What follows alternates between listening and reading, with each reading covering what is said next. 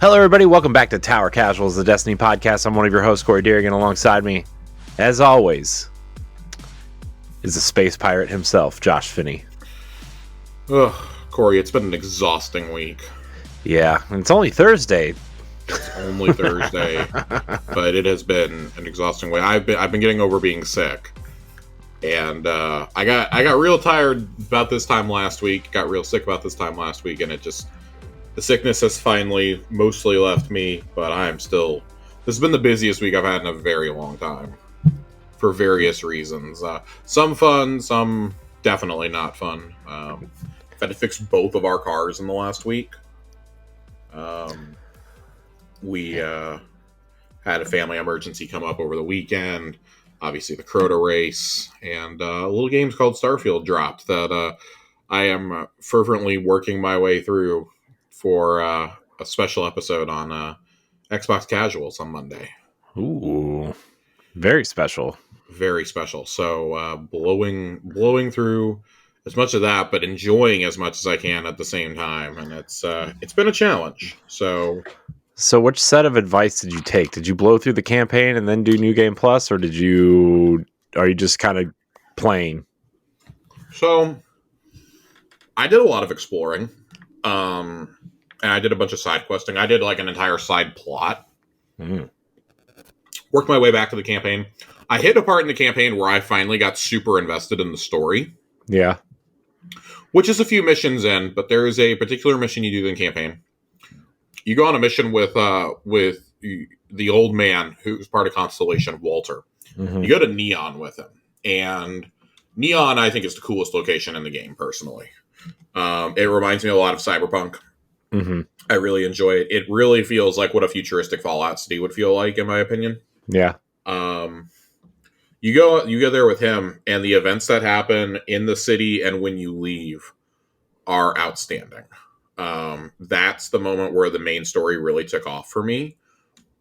And then, because I would consider that to be like probably the outset of Act 2, is that maybe end of Act 1, beginning of Act 2, and then I think just from there, the game, it ramps up a little bit. It gets a little bit better after that.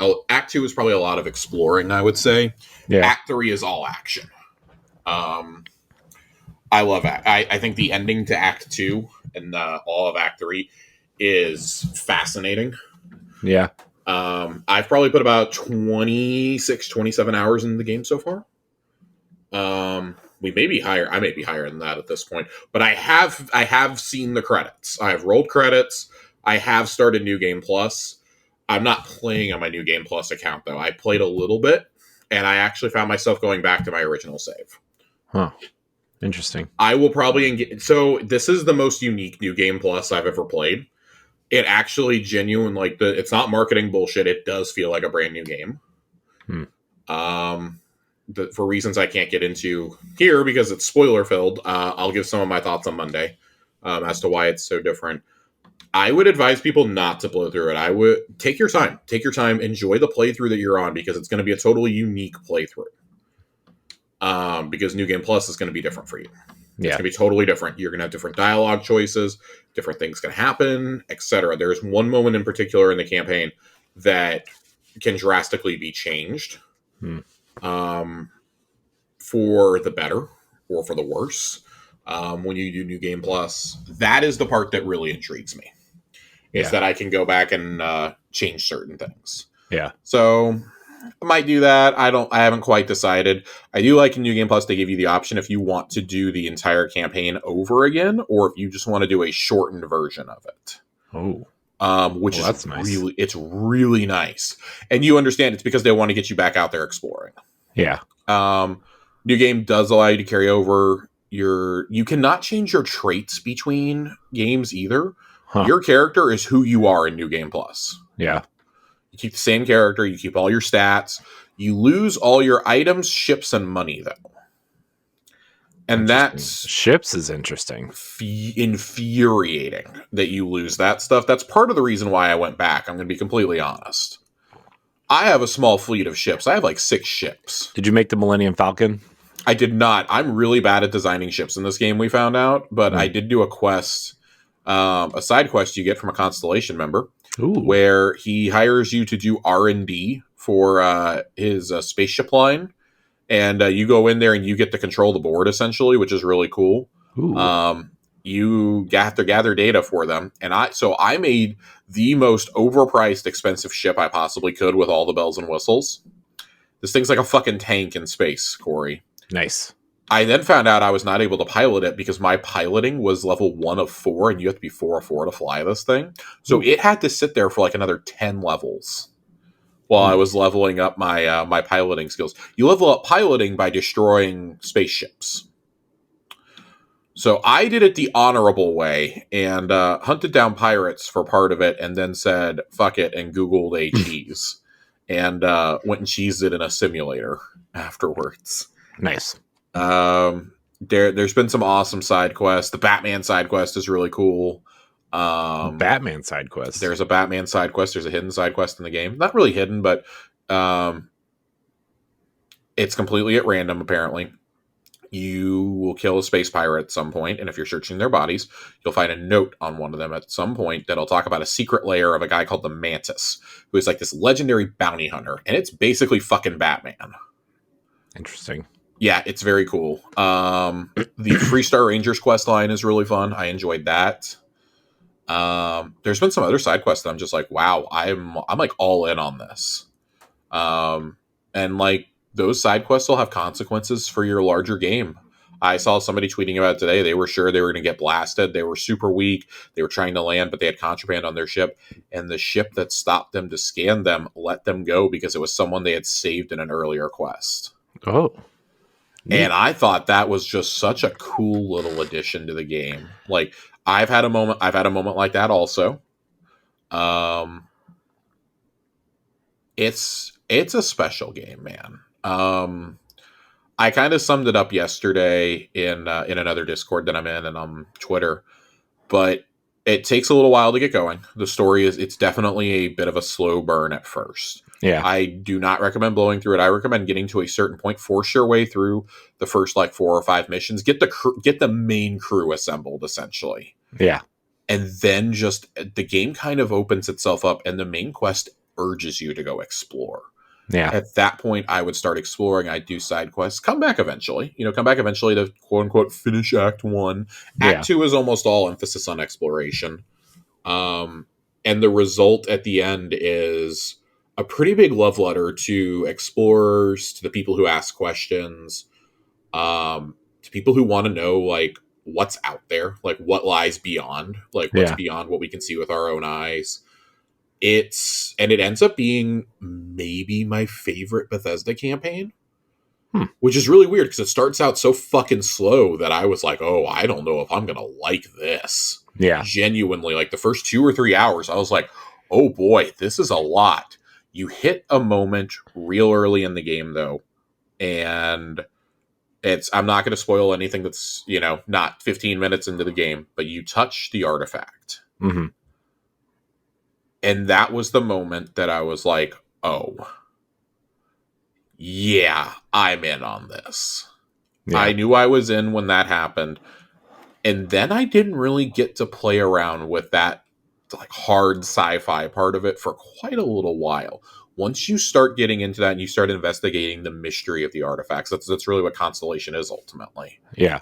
The Constellation storyline.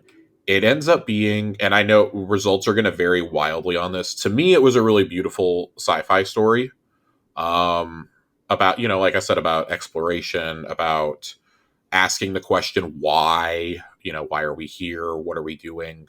Yeah. And ultimately about like this little ragtag crew. I have my own complaints about the companions in the game. I think that honestly, I think most of Constellation kind of sucks. The more interesting characters are the ones that you cannot have in your party. Yeah. But I will say I really love Sam. I think Sam's an awesome character.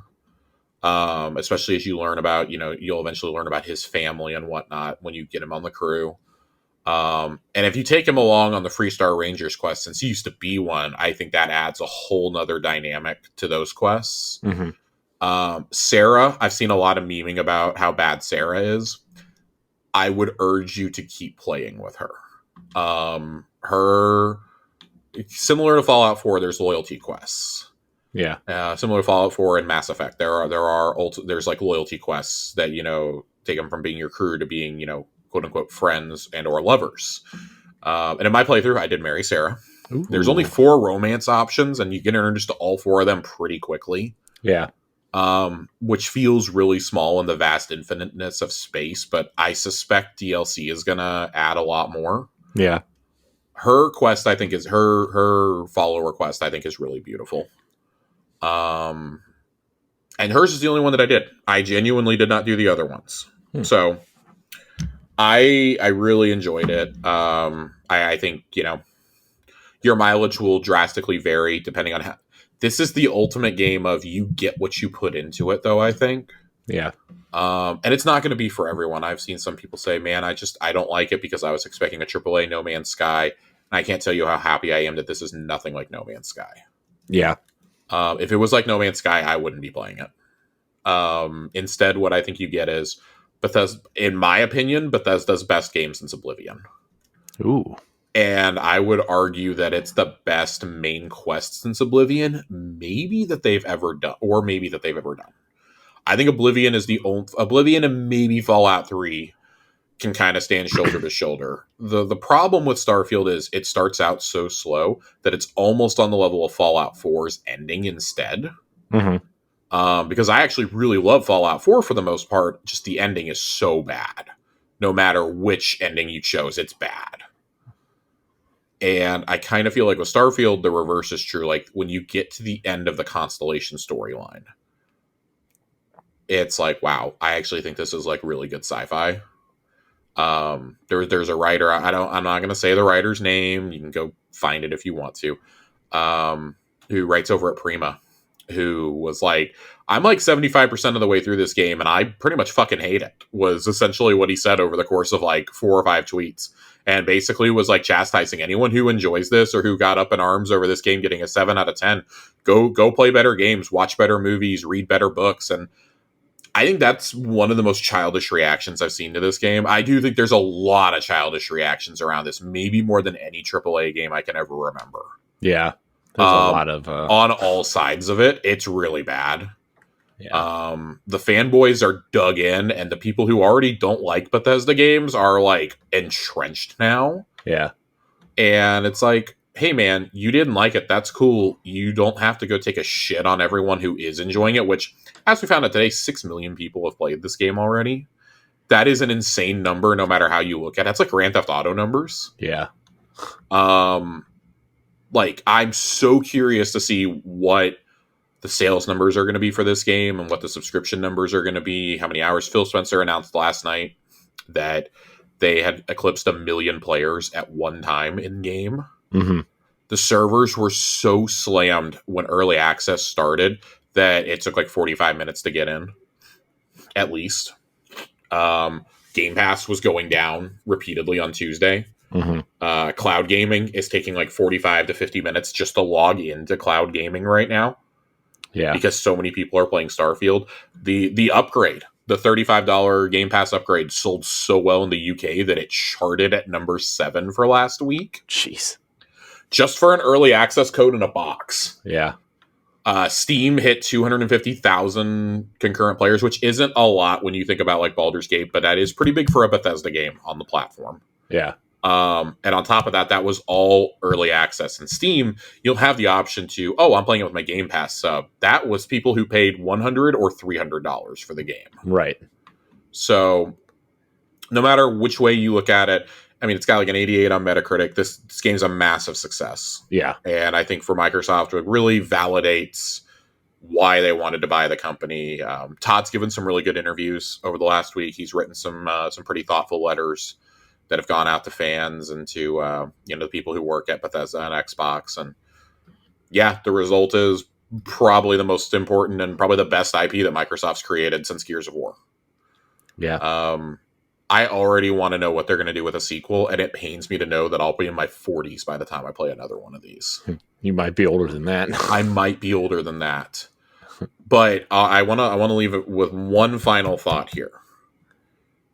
6 million players is wild. Now imagine what that's going to look like in 3 to 4 years when Elder Scrolls 6 comes out. An established IP, because this is a brand new IP. Right. And imagine when that, as an established, beloved IP, one of the best-selling games of all time in Skyrim, one of the most acclaimed series of all time in Elder Scrolls, releases ES6, 17 years after Skyrim. An entire generation will have been born and gone off to college in the time that we've been waiting for another Elder Scrolls. Yep. I think Phil was onto something. Phil said at Gamescom that he feels that Starfield is going to have the kind of life that Skyrim does. And I got to say, I think he's right. I want to see what the DLC plans are going to be. The modding community is already hard at work. I can't wait. This is one of those games. Like, that's kind of why I went back to my other save, is because thinking about using my New Game Plus as the one I do with all my mods, and like I could do modded quest lines and planets and things like that. But I think I want to play the DLC with the crew that I already have. Yeah. With the relationships I built with the ship I have, things like that. I did name my character Han as a tribute to both Han Solo and Han from the Fast and the Furious. He looks like Han from the Fast and the Furious. Ooh. I may have named my ship the Tokyo Drifter. Oh, of course you did. I did. Oh my god. I did. It's great. It's fantastic. Vasco is being held captive on my ship. He's not allowed to leave. Vasco.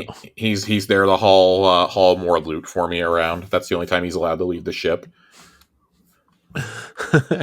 It's been a great time though. I'm gonna leave us there. My Starfield soliloquy is over. 15 minutes into the show, but I've had a lot of people ask me about my take on Starfield. That's like my quick 15-minute rundown on that, like the state of how the game is performing. Like I said, a lot more spoiler-filled thoughts coming on Monday's Xbox Casuals. We're going to be talking about Starfield for a really long time to come. Not on this show, but like as an industry, this game is going to be talked about and debated about for years. Yeah. Plus, like, think how big the game is and how, like, what people will find as, you know, and like, I bet in like something like 3 years or 5 years, they'll be like, somebody found a planet that nobody found before, and look what they found, you know? Yeah, there's definitely some wacky things, and I've started seeing that like a lot of people's playthroughs are different because where certain things are generated at random on some of these unpopulated planets. Yeah.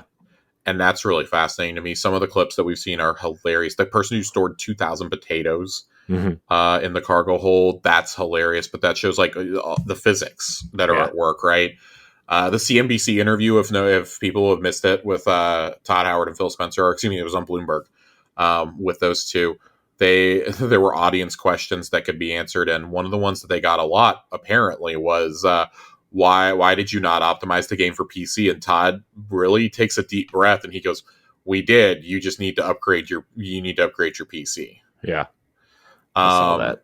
I saw a complaint on Reddit today. Somebody was saying how they had a 4090 and the game runs like shit. And people were like, "What's your CPU?" And the CPU that they provided was like a 2016 CPU. And we were like, "Oh God." They're like, "So you had money to go buy a 4090, but not to upgrade your CPU." Got it. Yeah. Got it. But yeah, so I can't wait, man. I can't wait. That was a really busy weekend though, trying to get through Crota because I was enjoying Starfield so much. Yeah. I guess that's where we should go next. We have a lot of questions about Crota. I want to apologize to everyone. I promised a pod this week for Crota's End. Joasis and I did record it. I mis-edited that thing twice this week.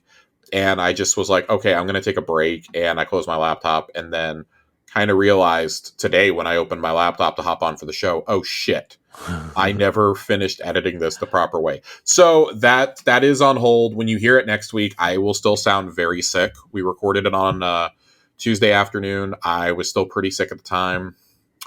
But it'll be a bonus episode next week instead of this week. It'll be like episode 162 or something. Yeah. Whatever next week's episode would have been is what that'll be numbered. So you'll get 2 episodes next week instead of this week. So sorry, everybody. But we did have a bunch of questions about Crota, and I want to make sure that I address some of those questions here right off the bat. Yeah. So we're going to do some questions here at the beginning. Saint writes in, And I really went through the struggle bus with this fucking raid. I had a day one team. We fell at the bridge. It just I was sick. I couldn't focus. I tapped out. Went in on Sunday with a team pretty much right at daily reset. Made it from had to start at the beginning again. Made it from the beginning to Crota. Called it at Crota. Went in with a team that night. Started at the beginning again. Made it to Ear Ute. Went in on Monday. Basically begged. God bless A1 Johnny and Joe Aces. They pushed for the group that we did it with. They pushed for us to go in and just do the Crota clear so that Fox, Joe, and myself could at least get our weekend one clear. Yeah. Man, what an awesome fucking raid. I mean, did they change a lot? Like they changed an awful lot. Corey, I don't know if you've been under a rock. Crota's difficult now. I heard. I heard that Crota is like a monster now. So for starters, when you drop down and you do the lanterns, you used to just run through the lanterns. Well, we all used to just stand at the first one and let somebody else run all the way through. Yeah, you can't do that anymore. Yeah, I figured. So you have there's a new mechanic they introduce you to right at the beginning, before you even jump down, the Chalice of Light. You have to pass the chalice between each other while you're running through these lanterns. The only way that you can light the lanterns is by passing the chalice off. And then that means that you're empowered and you can light the lantern. Lanterns still work the same way that they always have. You also have to dunk the chalice occasionally to illuminate the next couple of lanterns, even ever so lightly. So that's rough. If somebody dies, you're probably not coming back. There are swinging lanterns in the dark now that can smack you into walls, smack you into holes, throw you off the map. It's a lot. You finally get to the end. There's no cheese spot anymore either. You get all the way to the end. This is like an 8 or 9 minute ordeal. You get up to the end, and you know where they used to spawn the ogres? Now they spawn unstoppable ogres. Oh, God. That sprint right at you. Neat. Yeah, so that's fun while you're trying to build the bridge, and then you go over. Bridge encounter is largely the same. You have to do bridge legit. Yeah, well, I figured that too. You have to do the bridge legit. You can only cross if you have the chalice or a sword. Kill the first sword bearer, and after that, it's pretty simple. The Shrieker hallway now has barriers up between you and the next areas. You can only pass through those if you have had the chalice and become empowered. Oh. So you have to go in and fight the Shrieker by yourself. Oh, God. Yeah. While there's an onslaught of ads coming through, by the way. Of course. Why the not? secret chest is still in its same spot at the end of the hallway. Then you go to Ear Ute. Ear Ute's where the real changes have happened. Oh. Ear Ute's a real encounter now. Oh, really? Yeah, so you come out from that underground area, you book it up both sides, you kill your way into the room. You have the chalice again, and you have to start swapping it between each other. There are now wizards you have to go kill in order to drop her shield. Oh, God, of course. And the wizards are in 6 different locations.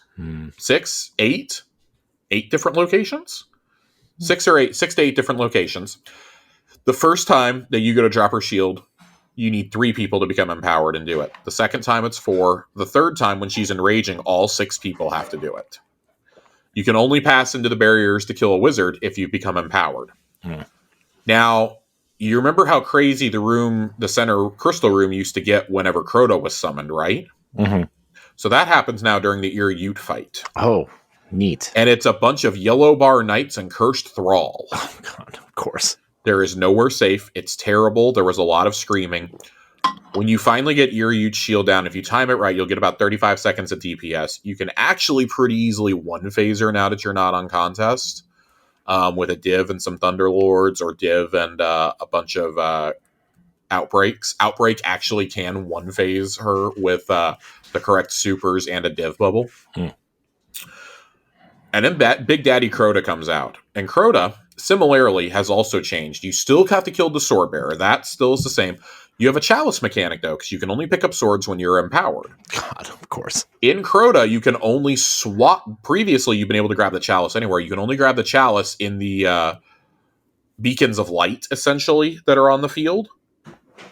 And they go away after you swap. So you have to look for the next one while your timer is counting down with that chalice. Chalice fills, there's Boomer Knights in the towers now, which you have to kill in order to spawn the ogres and the sword bearer. And on top of that, Crota's running around the whole arena. Crota can run into the middle room now, by the way. Oh, great. Neat. There is nowhere safe. There's no barrier between you and Crota. The windowsill no longer exists. It's a big ass platform out there now. When you finally go to hit Crota, the swords are used to break his shield now, and then everyone just beats the shit out of him with whatever they want to use. Lament is the way to go. That's the strategy. We sorted Crota to death. We two-phased him. Two-phased him using Lament on non-contest. This is the hardest contest mode that I can remember. It is the lowest completion for a contest mode since Garden of Salvation. Neat. Yeah, something like I think 4,000 teams cleared contest and only 900 teams cleared challenge. So kudos. Those are Garden of Salvation level numbers. Kudos. In fact, that's actually higher than Garden, I think, for the main completion, and then for a contest, that's right on par with Garden's 24 hours. And this was over 48 hours, mind you. Hats off. If you were able to hang in there and get that clear, hats off to you. I don't think that we would have survived it. But we did have some questions from the community. A lot of questions from you guys. Saint writes in and goes, as much as I've heard about the new raid, even with contest being insanely difficult, everyone seems to respect the fact that it went hard. I just wanted to say I haven't heard many complaints about the difficulty or the raid. Other than it being Crota, I know you'll talk about it a bunch on the pod, but what's going to keep you coming back into Crota? The fun of it, loot, drip, or to see Fox die a bunch? I'll be honest. The fact that they lead off with the Age of Triumph armor and it's in regular and not master is a huge win. Yeah. Huge W. All I got was fucking armor. I got 3 chest pieces and a helmet. So I'm not particularly thrilled with my loot. The weapons are almost all instantly like close to best in class. Oh, really? Yes. Word of Crota is dominating as a hand cannon. Necrochasm is destroying in PvP. If you don't have it, don't bother playing in comp right now or in trials. And the quest is RNG based, based on oversouls are RNG based when they drop. So good luck with that. The LMG is awesome. The Scout is awesome. Abyss Defiant is awesome. I'm having the shotgun, there are probably better shotgun choices, but that's kind of picking nits at this point. Other than that, like almost everything else is automatically close to a best in class. So I'm looking really forward to being able to play and craft these. I want these weapons in a way that I didn't want the King's Fall loot pool. Yeah. Which I don't think was bad. It's just we had so many other options. And now with Strand, they were able to make several of these weapons into Strand weapons. So really excited for that. I want to go in and grind it out. I have another run set up for tomorrow evening, I believe, that I'll be jumping in and doing. But that's what I'll be coming back in. I want the whole set of armor. The armor's awesome. I may be motivated to do this on my Warlock, at least just to get those robes. God, it looks so cool across the board. I really, really enjoy it. That's great. Yeah, it's great. Joe and I re-ranked the raids, and I'll go ahead and give a spoiler.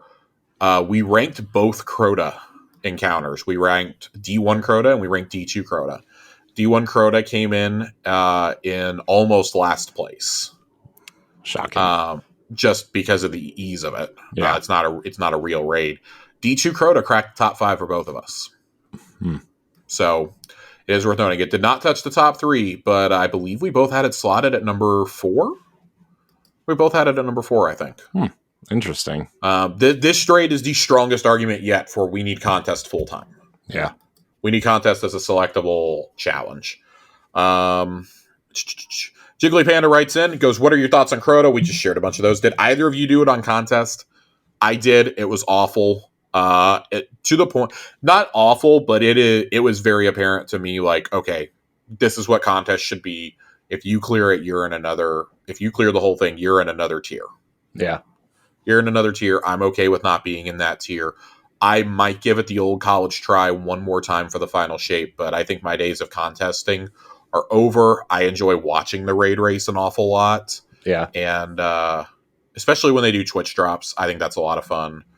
Twitch Rivals has really become a part of the experience. I enjoy that aspect. I like watching people that I know through the internet attempting the raid. I think that's a lot of fun to watch people that I personally know who aren't big streamers doing it. Yeah. And then just going in fresh on Sunday. I'm well rested. I can take all day Sunday and Monday to finish it. So nice. And then Titan class for the win. I had a chance to play with Titan on Sunday. Great guy. Really enjoyed playing with him. Dude, Banner of War. Fucking awesome. Watching Banner of War work that room. That's how you survive your ute. What is your favorite and least favorite part about Reprised Crota? My favorite is actually, believe it or not, I think it's got to be how they changed the Crota fight. Yeah. I think it's a lot of fun. It's unique. This is a raid where you can't just stand around and ad clear on any of the encounters. You have to actually participate, and I really enjoy that. This is not a, hey, I'll put you in my backpack and drag you through it. You have to actually participate, and you have to know what you're doing. This raid, even on normal, it's endgame content. Yeah. They really heard all the jokes we made about Crota over the years and went, bet. My least favorite part, I praised it last week. My least favorite part is the exotic quest. Knowing that the RNG is so bad on the Oversouls, like to the point where Bungie is probably going to have to address it in the next week or two. Yeah. I'm okay with it taking a month to earn the gun. If you can earn maybe 3 or 4 Oversouls a week, I think you have to have 20 to unlock Necrochasm. I'm okay with it taking that long. I'm not okay with the Catalyst needing 50 Oversouls. We're talking about even if you raid every single week on your characters, if you have the best RNG in the world, you are still looking at like 5 months to get that Catalyst. Yeah. And that's not very cool. That's actually really frustrating to me. There's people who got the gun during contest mode who are frustrated about the Catalyst, and I'm like, oh, you have no idea. You have no idea how annoying this is for the rest of us. Don't even start with me. Because you automatically got progress towards your Catalyst at that point if you got to clear on regular contest. Right. So I don't want to hear it from anybody. That is by far the worst. I think Miss 5000 Watts said it the best from DCP. She said she liked the idea of the quest, but if it's going to have this bad of RNG, she would have rather just had the whole exotic be an RNG drop. And I can't help but agree at that point. Yeah. This kind of defeats the purpose of... Now, if you had given me the quest and it was like, oh, you had to do some stuff like beforehand, just like Divinity, that would have been fine to guarantee you the exotic when you finish. And like, oh, to get the Catalyst, you got to get the Oversouls. That would have been annoying, but you would have at least had the weapon. Yeah. We have confirmed you can farm the Oversouls, but there's been people who have said they've farmed Crota for 6 hours, only got like 2 or 3 drops. God, so gross. I can't do that. I was like, at that point, I'm not vibing with that. That's so gross. It's not cool. They have to adjust that. They're gonna have to. I think that they're gonna get some feedback. But I have to think that that's coming in the mid-season patch at the absolute latest. Yeah. I'm almost a little surprised they didn't do it in today's little stealth patch they put out. Yeah. Yeah, that's gross. It's real gross. So yeah, Crota, awesome raid. Crota feels really, really good. There's Joe and I talked for a whole hour about Crota and ranking the raids coming up. I think we came in at just over 60 minutes on that, so that'll hit your feeds early next week. And before we get to the TWID, we have a very special welcome home. Welcome home. Welcome home. World Jukebox has been deployed with the Army, I think. I'm sorry, I completely forgot if you're in the Army or the Marines. Some branch of the military. Some branch of the military has been, that's not to be glib about it. I genuinely have forgotten. I have slept an awful lot since you've been gone. Has been deployed over there since, I believe, just before or just after the Witch Queen. And is back. Wrote us a note in the questions that I want to share with the community. No question from me this week, but wanted to thank you guys. I'm finally back from my deployment, and listening to the show while I was overseas helped keep me up with everything going on. Appreciate you guys every single week. # it's been a week. Yeah. Glad you got home safe. That's yes, very glad that you got home safe. We've already got raids up in the Discord to sign up to get my man through Vow of the Disciple and through Crota, I believe. So, welcome back. Hope you acclimate to civilian life, without too much trouble. I know that can be pretty difficult. I come from a family of military people. My dad particularly had a lot of time readjusting after he got back from Bahrain and Saudi Arabia back in the late 90s, early 2000s. But welcome home, and hope I can get a raid in with you soon. I was going to sign up, and I saw that they were already filling up, so I'll let other people slide on in there, and maybe we can hit some dungeons or something coming up. Josh is just too busy playing Starfield. That's the real reason. Josh is really busy with a lot of things right now. This has been the busiest I've been in quite a long time. Oh my god, so much so that I completely forgot to pull up the TWAB for this week. Corey, it's been a week. Yeah, I'm I'm aware. I'm gonna keep saying it. It's been a fucking week. Oh man, what a weird week this has been, man. I gotta be honest with you. Strange week. It's been a strange week, and I'm not jazzed about some of the things that have gone on here. My room behind me, if you're watching on YouTube, my room behind me is finally clean for like the first time ever. Finally got motivated to clean up all my stuff. Sister-in-law is going to be coming to stay with us, so there may be a change of scenery for the next couple weeks for me. Don't know where I'll be recording, but it might not be in my office. She's going to be living in our spare room for the foreseeable future. So we'll see how that goes. But this week in Destiny, the Twid. Guardians from Maui. There's only 4 days left. If you're listening to this on the day it comes out, great. You got the heads up. If not, well, hope you contributed already. I think it's a pretty sweet shirt and emblem. I keep forgetting to do mine. I'm doing mine tonight, or first thing in the morning, depending on if my girlfriend took the credit card with her. But I do plan on getting it. I really like the shirt. Of course, completely worthy cause for those impacted by the wildfires. The biggest news here in the Twid today, though, we got to talk about it. PvP Strike Team. We've got a note from them already here. Yeah. By the way, before you go into that, hit me. The D2 team Twitter account asked for Crucible feedback on Twitter. I'm actually going to be getting to that. Yeah. I was like, man, you guys are brave. You guys are brave. You guys are real brave. And I mean, to their credit, I do think that there was a lot of really good discussion going on. Yeah. But as with all things on Twitter, the discussion went pretty bad pretty quickly. But yeah, I've got some on here from content creators that I follow that I want to read from. But we'll get to that in just a minute. This team's goal is to make Destiny 2 PvP experience more fun for players who enjoy facing off against other Guardians in glorious combat.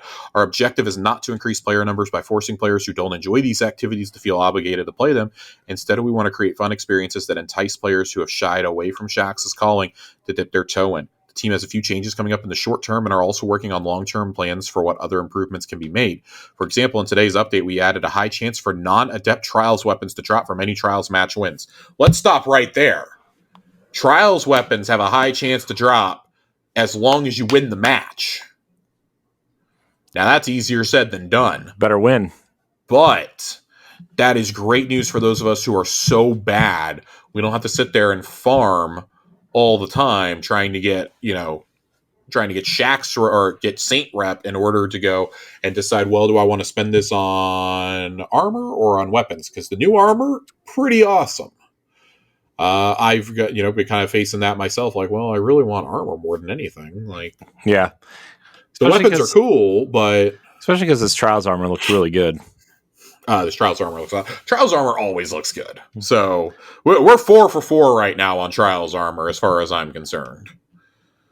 So that's a really cool change that we didn't even know was coming. They just threw it out there Really, really happy. Obviously, can't try it out this weekend with Iron Banner going on, but next week it'll be up and live. Our PvP team wants your input too.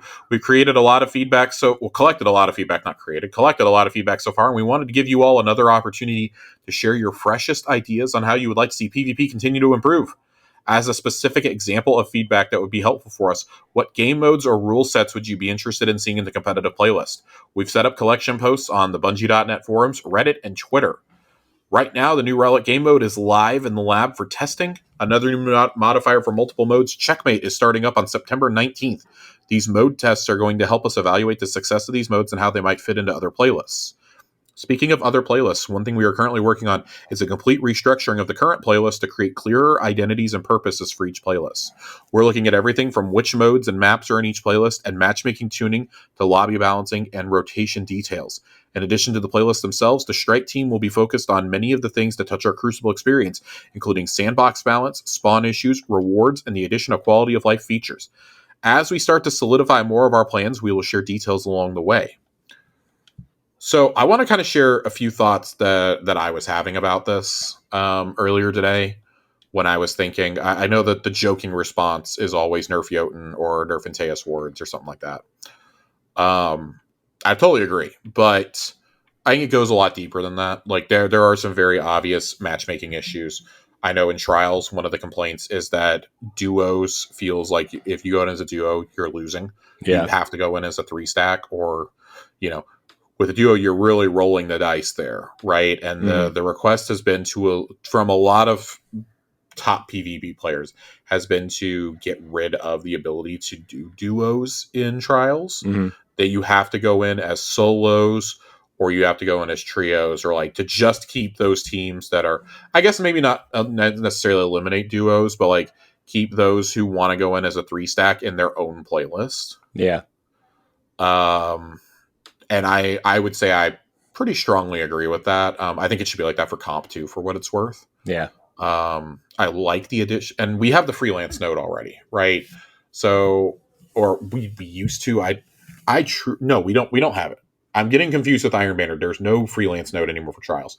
But they've done a pretty good job that if you go in there as a solo, you're probably ending up with other solos, but you're occasionally going to have to play with a duo. And the proposal I'm seeing is that, from most players is just have 2 separate queues, have one for solos and duos and have one for trios. And that's it. Yeah. There's been a few players who have kind of taken that to the extreme and just been like, well, it just needs to be solos or trios, and that's it. And I think that's stupid because there's a lot of people who only have like one other person to play with. Yeah. I don't think you can eliminate duos as a whole. No. I would say the other thing for me, one of the other big things for me is rewards. Yeah. There has to be a reason to keep people coming back for both casuals and sweats. Like you can't grow a PvP population if you don't have rewards catering to both. And I think, we've kicked this around before, but things that we've suggested are like maybe an evolving ornament set for comp, that reflects your ranking. They've already done the load in animation and the emblem, and I think both of those are really cool. But I forget who it was. There was somebody kicking around that there needs to be, maybe you can give ornaments away for like the Crucible specific guns. Yeah. In comp. And like have like that's like the highest chance for them to drop is in comp tiers, but like they have a small chance to drop from regular PvP. Yeah. We need more than one weapon a season. I do think that we're at a point, and I know Bungie went away from this several years ago, and I really hate to reignite the armor conversation. We're about to talk about the armor. We're going to talk about armor here in a few minutes, but I really think that we're at a point where you need to do Crucible armor. That is something else for people to earn. I'm not saying every season needs Crucible armor, but at least every year. And it needs to be a unique set, not just, it's a different color of the generic set we give everyone. Yeah. That, again, armor ornaments, I think would be really cool. I don't really know beyond that. Like, just rewards overall need a huge revamp. I mean, ships and sparrows only go so far, ghosts only go so far, emblems, etc. Like, we need cosmetics, but we need cosmetics that we can show off to other people as a status symbol. Like, I want to see people in the tower wearing ornaments from comp and be like, wow, those guys are badasses. Yeah, that'd be cool. Like, I want to see them with those special armor or those special weapon ornaments. Maybe there's a weapon ornament that can drop for anybody, and then there's one that can only drop from the comp playlist. Yeah. Or can like only drop when you hit like there's one that drops in comp, but it changes how it looks when you hit ascendant or something. Yeah. That only an exclusive number of people can get to these tiers in a season, and they're the only ones who can get that stuff. There needs to be some I hate saying this, there needs to be a little bit of FOMO. There needs to be like oh my god, I have to have this, I have to play this mode. Especially while we wait for like new maps and stuff too, like at least and I think that would alleviate it. As if you have healthy game modes, we can forgive the maps for a little while. Yeah. If we know there's a map pack coming, I'm excited to play Checkmate. I'm excited to play Relic. But if you had rewards in there, I'd be wanting to play it even more. Like right now, it's just kind of like, I avoid it unless I absolutely have to play. Because there's nothing really drawing me in right now. Yeah. Like Banner, I play on Banner weeks because I want the weapons. Yeah. I want the armor, even though that armor only gets updated like once a year. Yeah. Like I want the rewards, but I want to reset because there's an emblem, there's a shader involved, there's there's other goodies that they've put in on those tracks before. Yeah. Like I need that same care given to both regular and comp. Trials has all this stuff. Can we get that for comp? If it's a true competitive mode, you need to have rewards. Yeah. And if you want people to engage, like that's the easiest way to get people to engage is have fun modes and have rewards. Right now, almost anything you can earn in comp, you can go earn elsewhere, with the exception of or not comp, but in Crucible, you can earn anywhere else with the exception of like the one gun they put in there a season. Yeah. So like similar to how we're seeing with the red war weapons. There's 4 red war weapons that are back inexplicably tied to Savathun's Throne World. Could we have taken 2 of those and maybe put 2 of those in comp and 2 of those in regular Crucible as rewards? Right. Yeah. Mm-hmm. And or like maybe make some of those guns like exclusive as comp drops, and then you move them to the regular pool after a season or 2. Yeah. Like I don't like tying actual loot to comp, but you can go in there and lose your way to Rose and the sniper that they've done. I forget the name of it. I think Mercurial Overreach, I think. You can lose your way to those snipers. Mm-hmm. To that sniper and hand cannon, respectfully. You can lose your way to those. You don't have to be like this amazing god tier player. You can be placing down in bronze and still get those rewards. You play your couple matches a week and boom, you get your gun. Mm-hmm. Like, I think there has to be incentives to go play in both of those. But I want to share some of the thoughts. Like Corey, if you have any thoughts you want to share on, like PvP and like what would you submit if they were asking you? I know you're even more casual than I am about PvP. Yeah, I mean the funny thing is I used to play PvP a lot, and then I mean obviously like kids and life things, but like I don't know. I mean weapons are nice. I mean the armor thing is like the big one, and some sort of reward for playing like, oh, there's this cool armor set that's going to be available for the next 2 seasons if you play this mode, this mode, or this mode. Like, I mean, I'm all about the armor, that, especially because Titan's armor usually sucks. I mean, cool weapons would be cool. I would almost like to see some sort of like, and I know this would take forever, but some sort of like new exotic quest that revolved around Crucible, maybe. And not necessarily wins or whatever, but like, participation. Yeah. Like, get 25 kills with this submachine gun or whatever, right? Like that would be even if I can piggyback off you for just a second. Sure. Like maybe not even necessarily an exotic quest for a new weapon, but for a special ornament for an exotic. Yeah. Like, take one of those Eververse weapon ornaments you make every season and make it a pursuit quest for everyone. But you earn bonus progress if you play Comp, Trials, or Iron Banner. Yeah. comp and trials match wins reward the most progress or something like that. Like, make it a bragging right. Like, I've long wanted to see this in trials. Yeah. Because I think the 3 trials ornaments they did that they sold back in the day were really cool. And we never got more. Yeah. Just do more. Let's do more. Let's get some shaders in these modes every single season. Yeah. You cannot tell me that this is that difficult. And if it is, I'm backseat game deving. Let's hire a couple people. You've got to go to Sony and say, hey, to keep this your real only in-house multiplayer live service title that SIE owns is Destiny. Mm-hmm. If you want to keep this healthy, we need the resources to do it. Like, here's where we're falling short. Yeah. If Joe hasn't been in meetings with them since that state of the game, I don't know what else to say. Yeah, and like, I mean, Sony has so many resources too. Like, I mean, the thing is, Sony San Diego, they have like a whole department that's like built around helping other studios or helping studios get games out, or like that unnamed art team that they use out of Santa Monica, right? Like just ask them for help. You know, it's not going to hurt. Yeah, ask for help. Like, that's what they're there for. And I mean, if it's something like, and I can't believe I'm going to say this, if it's something as simple as we need help developing shaders and armor or like transmat effects or something, I would think that things like that are easier to design than full ass like raids and dungeons and stuff.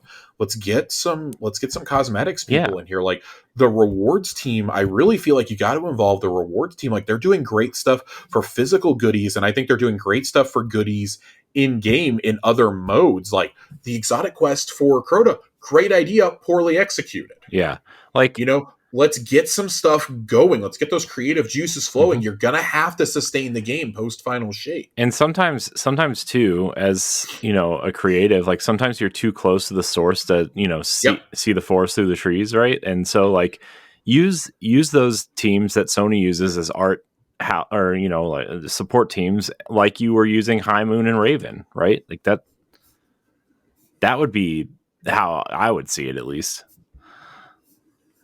Yeah, I think that you have to be able to get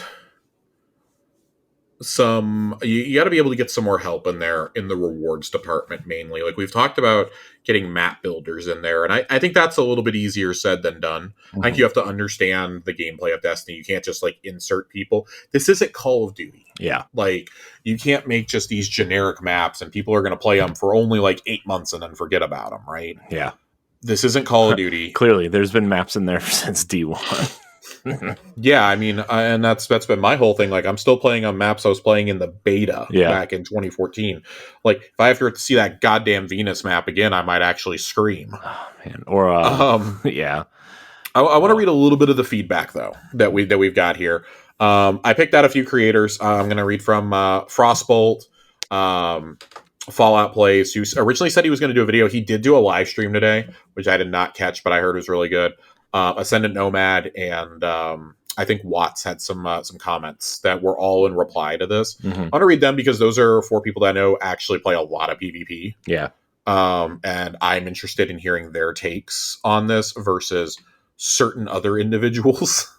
And they're towards the more hardcore scene. So definitely want to hear what they have to say. We've shared it from a more casual perspective. Let's see what the people who play this all the time, like this is their main thing in Destiny, have to say. Yeah. So Frostbolt says these came from players and or content creators.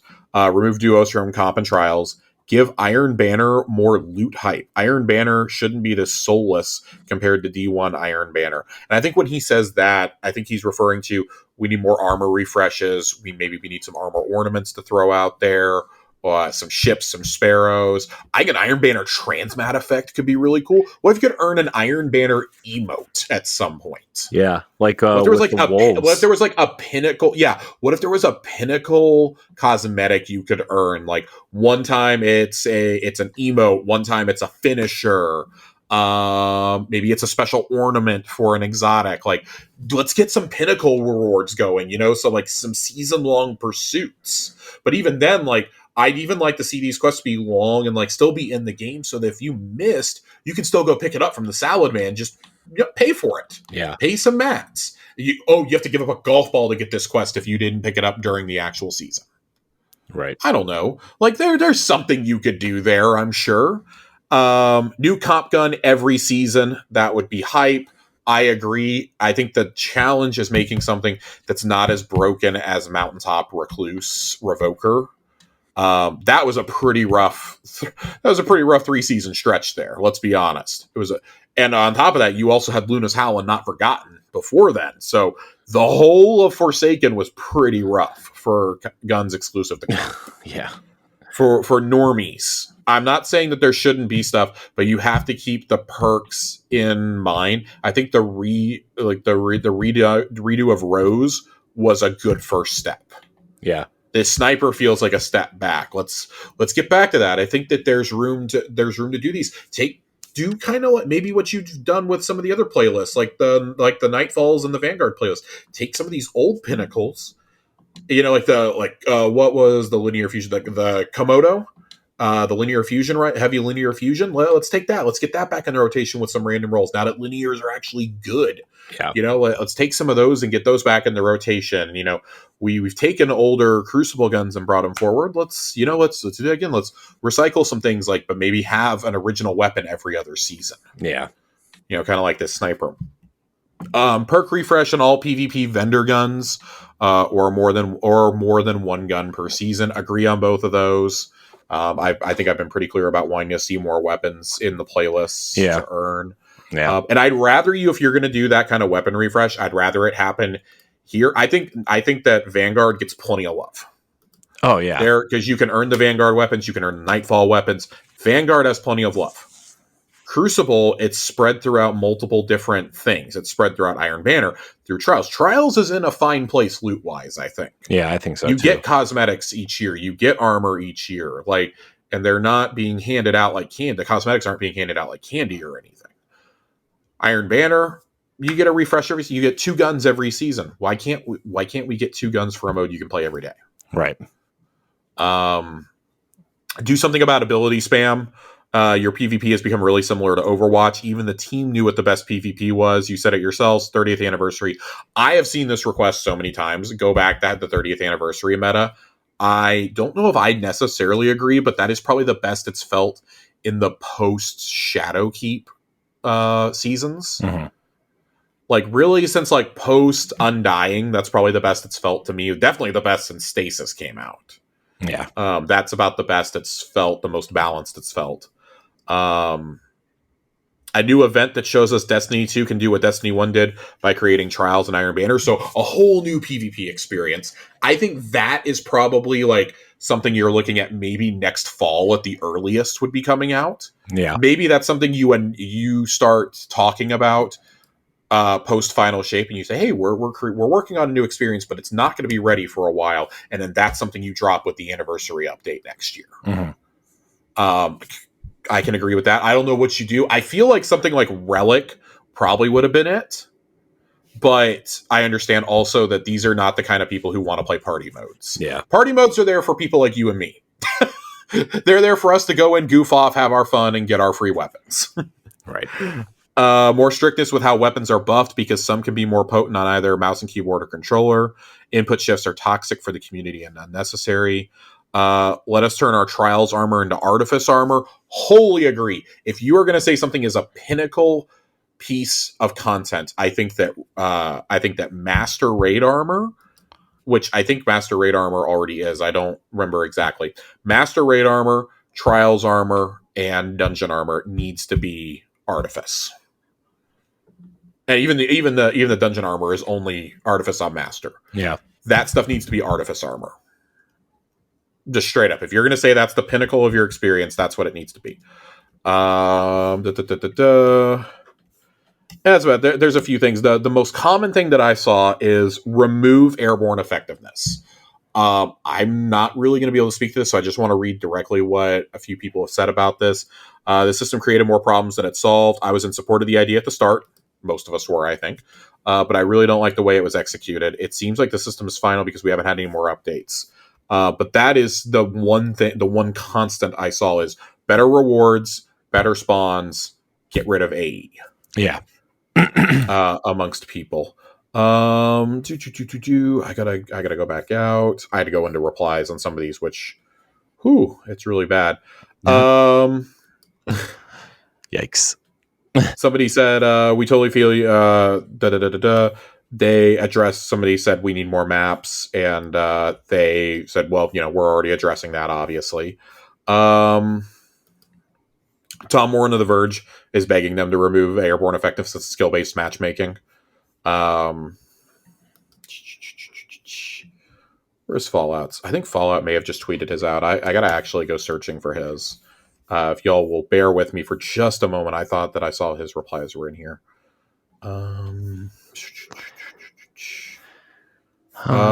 He may not have tweeted his out. I think he's actually doing his as a video, and that's frustrating.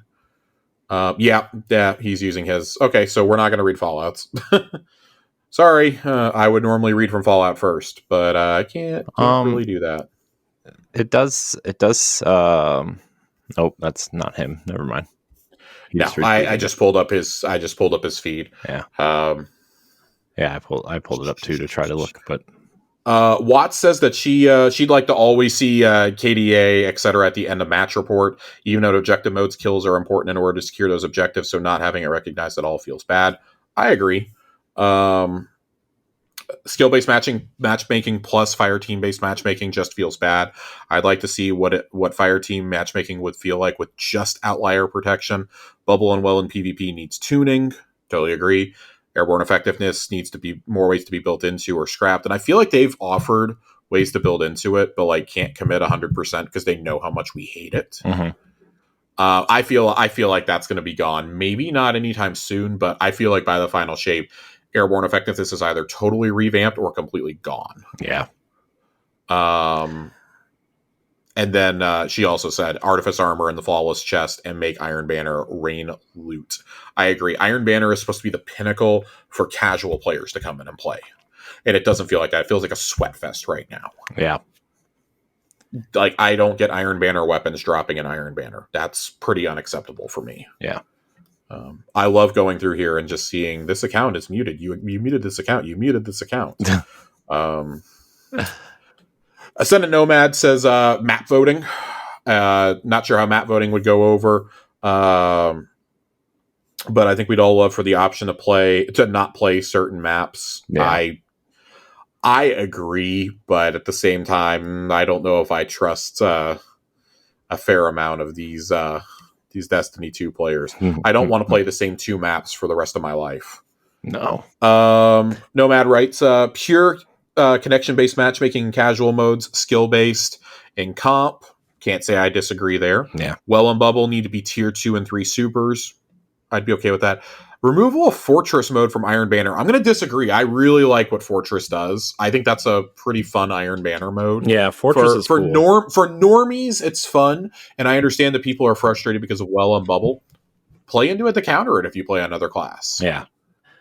Play in to counter it. Yeah, I mean, if you're a hunter, you can blast that bubble with an arrow, right? So. You can hit it with the arrow doesn't really do much. You really have to lure people out and then shoot them with the arrow. What you want to do if you're a hunter is Shards of Galanor, or you want to Gathering Storm it to do the big burst damage. Is what you want. Yeah, that makes more sense. Nova Bombs can counter those pretty effectively. Thunder Crashes, especially, there's a lot of things you can do. Mm-hmm.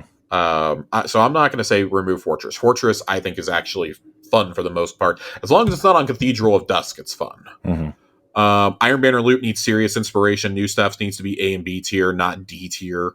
Comp guns should be drop chances, more comp rewards generally. Yeah, so kind of the same thing we've already been saying. A lot of people are on the exact same wavelength here. Scarrow basically says all the same thing. Get rid of AE. He says it 4 times in here. Yeah. Sunset Disjunction, Sunset Fortress, lose skill-based or fire team matchmaking by combo. Both feels absolutely insane. I agree.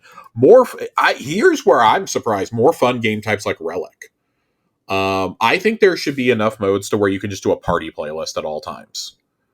Have Mayhem, Relic, Team Scorched, and maybe come up with one other mode to put in there. Have like a permanent, have like that just be like the rotator playlist for the week. Be like, hey, it's party week and Shaxx is throwing a party in the Crucible or something. Mhm. Double loot, double XP, and party modes. Yeah.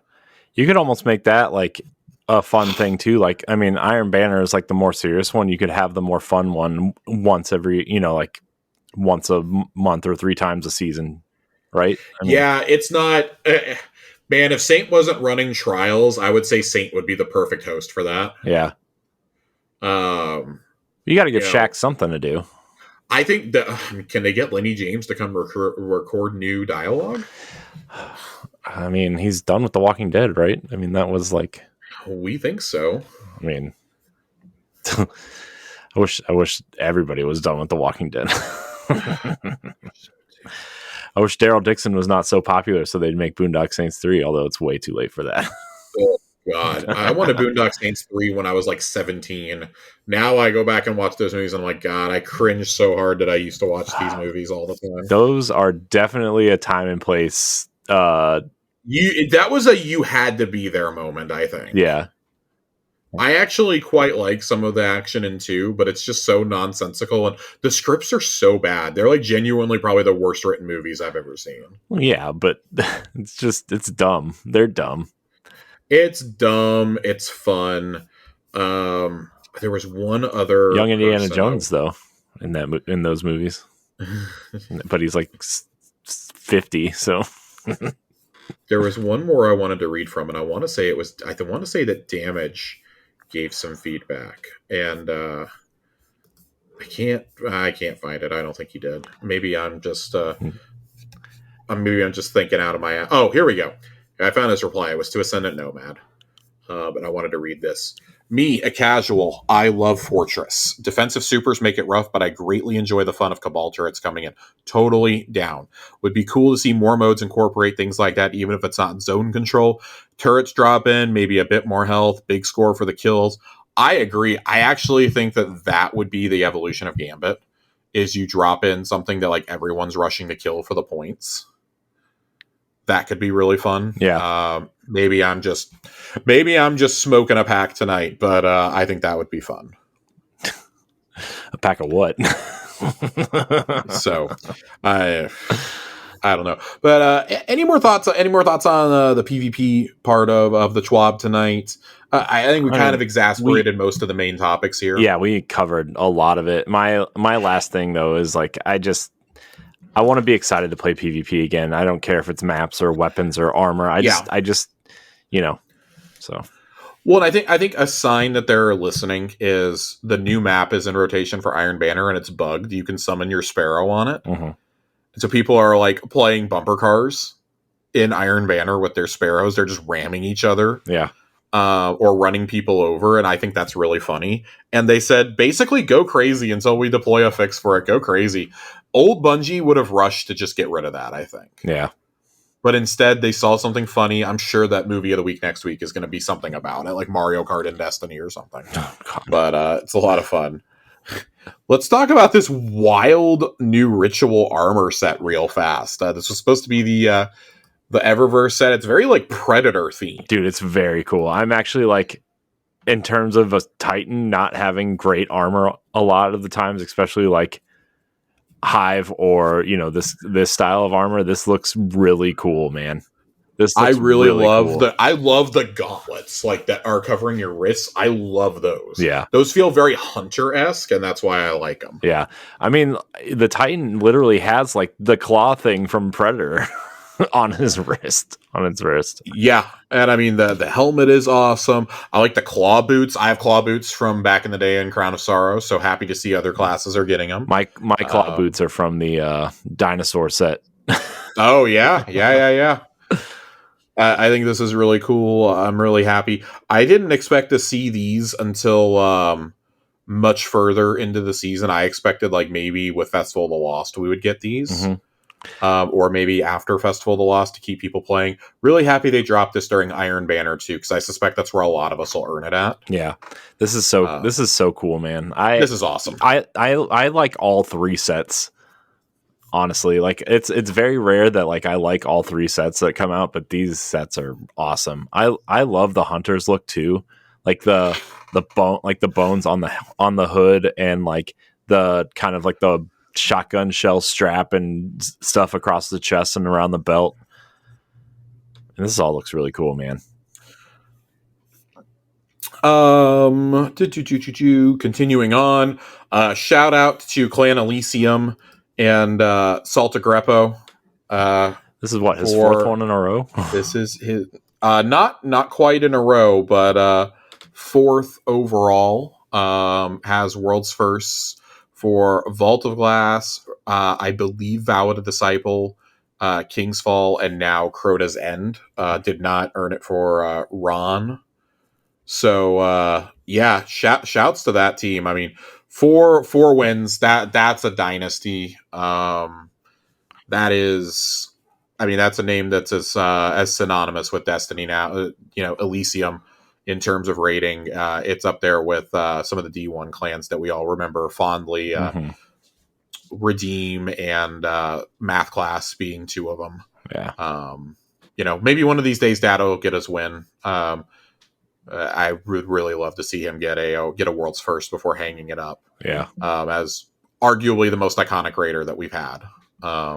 You think Dado hang it up after the final shape? He kind of addressed this post Root of Nightmares in a video that he doesn't know if he's going to hang it up, but that if something isn't done about like the challenge of rating, that he's probably going to be far less interested. He's also one of the very few content creators that I've seen in the Destiny space that has successfully diversified his content also. But like also he has a brand. Like he knows that people will go ape shit for his guides. That's like the best way to learn a raid in the first month, I feel. Yeah. Is by watching a Dado video. Yeah. And I mean, even going back for Tired and True strats, his stuff is still the best. Yeah. You know exactly what you're getting with a Dado raid guide. I will say there is one note here that I wanted to read from their, because we're not going to go through and read their whole interview. It was from Salt. Maybe it was towards the beginning. Oh, has your goals for winning world's first races changed throughout the years? Do you see yourself stopping anytime soon? And Salt, there were two answers here from Salt and from Kairos. Salt goes, no, competing and possibly winning doesn't get old. Day one raids are and will remain the main reason why I love and play Destiny. No other game offers anything similar. I definitely don't plan on stopping and really hope there are other raids planned for after the final shape. And Kairos goes, my goal was to complete a day one raid because I never completed one for Crown or Garden. Then we placed second in Deepstone Crypt. After getting second, I knew first was definitely possible and I wanted to get first. I don't intend on stopping anytime soon. I'll keep placing the best I can. I think these are two pretty different mindsets. One of them is someone who is just like thirsty and hungry for it. And the other one, I'm not going to say anything negative about him. It definitely reads as like, once you hear comments like that, it's like, oh, it puts some of the commentary that he has on the state of the game into perspective. And I think it should be treated in that context of, this is somebody who sees this as like the main reason that they play. That's the only reason that they play, really. Like, okay, that is in a whole different tier of difficulty, and I'm okay with that. I don't think that means nerf everything for the other like 99% of us. And I think there's probably a deeper conversation to be had there. Yeah. But I think that's probably about the most brutally honest answer you could have given right there. Yeah. In his position. And I mean, hey, kudos for just coming out and saying it. Like, it's something that we've thought that a lot of us thought for a long time. Kudos for coming out and just saying it. You know, I know post Oryx, we were all having the screaming hissy fits about div and things like that. And like, largely we've managed to work around div, and that's because we're buffing other things. Yeah. And so you can use div in conjunction with those things. You don't feel like you have to run all these like neutralizing supers and whatnot. But I do think that there's a lesson to be learned here about taking things in the proper context. And part of being able to take things in the proper context is being given the proper context by the subject. So I'm glad that Salt just came out and said it, like, yeah, this is the main motivation for me to play Destiny. Yeah. Great. Fantastic. Glad you said it. Well, he's good at it, so. He's very good. I mean, regardless of what you think of an individual, 4 belts is not, that's, I believe that's the most world's firsts ever. I mean, it's got to be, right? I mean, there's only so many raids, right? So there's 17 raids total, 17 races that there have been. Yeah. So I believe that he now has the most. I think he was tied with Glad. Glad, I think, had 3. Mm-hmm. Or I think Redeem had 3. And I mean, they hadn't won one in years. So yeah. Truly, the younglings are taking over. Oh man, isn't that sad that this game's been out so long that the next generation of raids first or world's first is coming up through the ranks? It's a little wild. Like, I talk with some of the people that play the game, and I'm like, they're like, "Oh yeah, I was like 13 when Destiny 1 came out." I'm like, "Oh god, I feel so old, dude." I was like 23. Gosh, I was. Oh my god, dude, Corey doesn't want to talk about how old he was. I really don't, Josh.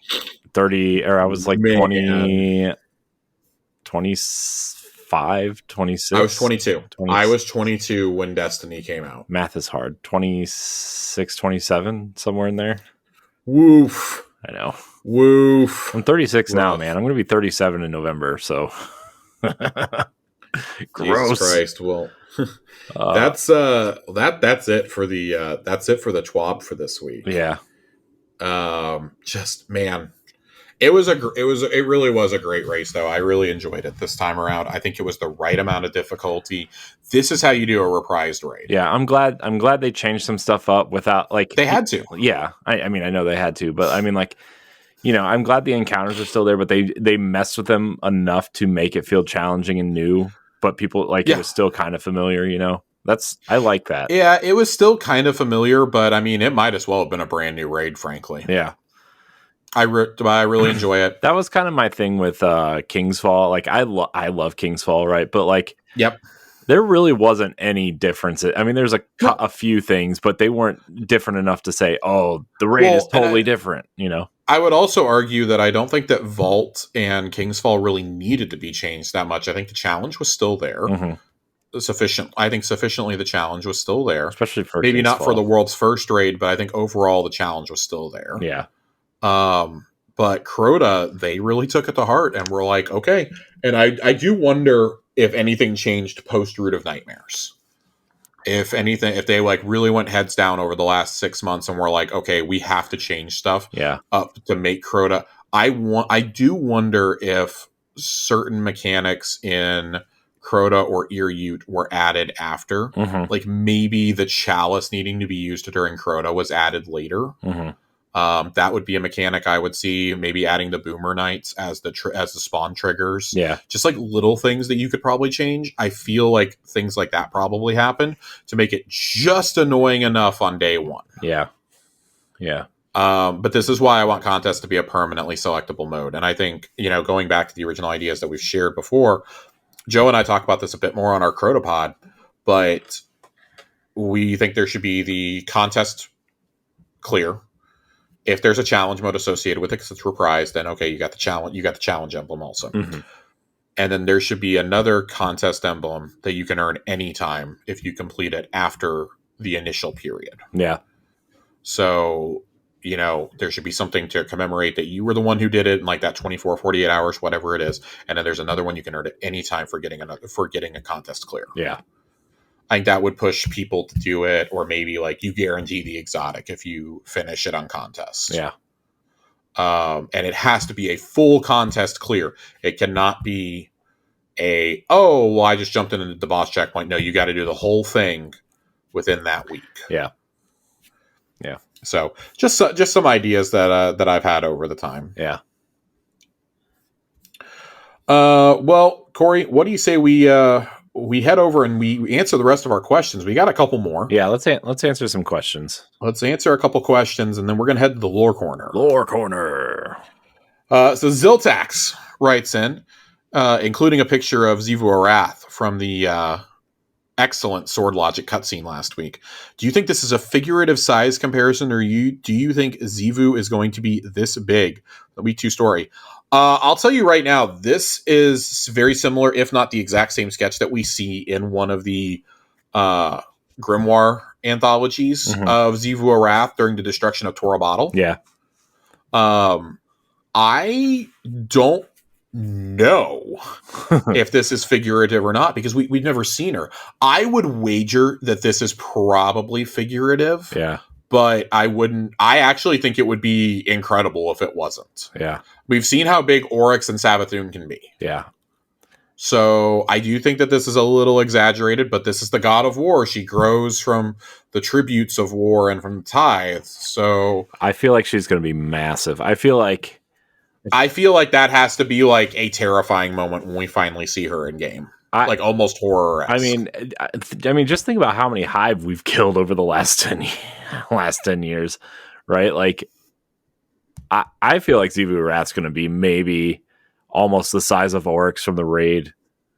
Like, and I don't know how you fight that. I don't know how you conquer that. I don't know what you do for that, but like, it's got. Yeah. I mean, if Xivu Arath's not like obviously she's not the next raid boss. I would argue she probably won't be even in the dungeon. Like, I wonder if this is like a kind of like maybe use raid mechanics to fight her in some sort of like mid campaign, like mid boss or something. I don't know, man. Maybe. I'm a little curious to see what they do here. But we also don't have a personal history with her like we did with Oryx and Savathûn. Yeah. So I almost wonder if that's why they've got Eris hanging out this season. Yeah. Trying to deal with her. Speaking of which, we didn't really address it, but I think this is probably a good time to dive in now. I know you've been pretty busy and haven't been able to play this week. This week's story was excellent. Yeah. With Imaru basically realizing that we've all been duped. Yeah. And when you're feeding Eris the tributes, you get trapped in a hive dome. And there is this big-ass knight. Yeah. Corey, I tanked that thing with my super, with all my heavy, with my buddy's super, and all his heavy. That thing was not even a third of the way dead. Jeez. And he apparated out of there, but it is a giant flaming knight. Very like Dark Souls-esque almost. Like really? Very Dark Souls, Elden Ring-esque is what it reminded me of. It was like they took the Dark Blade and like overlaid it with fire. Oh. Well, that's a cool visual. And they were like, and Imaru goes, "Oh my god, that's Xivu Arath's top lieutenant." And it's like, oh well, he's gonna die like a little bitch towards the end of the season. Then that's nice to know. Like, we're totally killing this guy. Yeah. I forget what his name was, but it was so funny. I was laughing. I was like, oh. They gave him like this super intimidating name. When he shows up, like his name is in red on the status bar, where it's showing like, you know, things that are happening, and then when he disappears, it's like blue, and like, okay, so there's like custom animation there's like custom words for him. It was really cool. I enjoyed it. Ronnie comes in. My question is, how are you guys feeling? Tired and busy and fucking wiped. Yeah. Dude, this has been a very busy stretch for both of us, and just in terms of like life and in content creation, it's been a very busy couple of weeks. Yeah, man. I mean, I've been trying to, work's been super busy, and then like trying to play through Starfield, which is why I haven't been playing Destiny the last 2 weeks. And like, there's just so much, man. Plus, you know, my other stuff too. Like, it's just so busy, man. Busy indeed. Tiger Jesus writes in and asks, how are you feeling about this season's artifact mods? They're shit. Yeah, they're kind of... I don't like them. Yeah, they're I'm not a fan of them. No. Maybe shit's a little too extreme, but with a raid coming out where you constantly are hitting X or square or whatever it is on your respective console of choice to take a chalice from somebody, I cannot tell you how many times somebody has accidentally picked up a goddamn orb or a tangle instead, or they've gone to pick one of those up and they've accidentally taken a chalice and fucked the whole team. Yeah. Like, stop doing this. They're fun for like the first 3 days and then they just got annoying. Yeah. Yeah, the mods are definitely... The mods leave a lot to be desired. This is my least favorite mod slate in a very long time. Yeah. Usually we have some really fun ones. I haven't even unlocked all my mod slots yet, I don't think. I think I've got like 1 or 2 left to go, but I'm just Not really enjoying the mods this season. Yeah. Our final question tonight. Link Chef writes in. Oh, excuse me. We've got two. I take that back. Link Chef writes in and goes, "We haven't gotten much lore recently on how the people of the Last City are feeling about the state of the Vanguard and Guardians in general for a while, especially after seeing just a bunch of Cabal and human ships start patrolling and floating above. Now that the Traveler went to face the Witness and lost, how do you think the people of the Last City feel right about now?" Scared. I mean, scared, but also like, to the people, like, this is like kind of another Tuesday for them. Yeah. Like, the people of the city have lived in fear for hundreds of years now. Right, but I think the Traveler being in the state that it is, like, I think that will probably scare people more than it normally does. Possibly. I would say that I don't think that they're too freaked out by the Cabal ships. Yeah. To be honest, because they're used to the Elixni living in town now. Yeah. Plus there was that whole season. There was that whole season. It might have been Risen where, like, I mean, there's Cabal like in the city now too, right? So yeah. And I mean, like, I think they just see that they understand, like, we're in a state of war. Mm-hmm. Like, we're in a state of war. This isn't like with Gaul where this came out of nowhere. There were fucking warnings this was going to happen. Yeah. Just nobody knew that the Traveler was going to go up into space and, have the Travelocy opened. So, man, nobody knew that was going to happen. Outside of that, though, I would say, like, most humans probably don't really give a shit about the Vanguard, to be honest with you. Yeah.